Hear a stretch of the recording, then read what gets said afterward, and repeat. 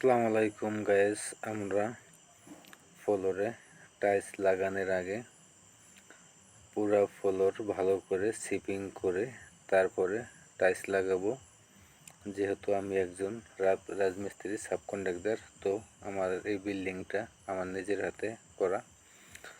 আমরা এর জন্য এই ভিডিওটি করলাম। অনেক লোকেই টাইলস লাগায়, টাইলসটা দীর্ঘস্থায়ী হয় না, যার কারণ হয়েছে সিপিং করে না। এরকমভাবে ছোট চাইনিজ কুড়াল দিয়ে আপনারা ফ্লোরটারে ভালোভাবে সিপিং করবেন।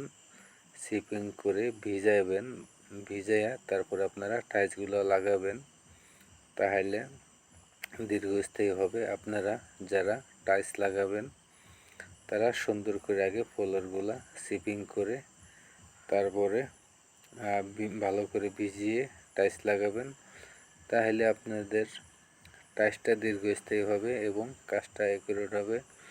সবাই আমার ভিডিওটি শেয়ার করে দিবেন এবং নিত্য নতুন ভিডিও পেতে ভিডিওটি শেয়ার করে পাশে থাকবেন।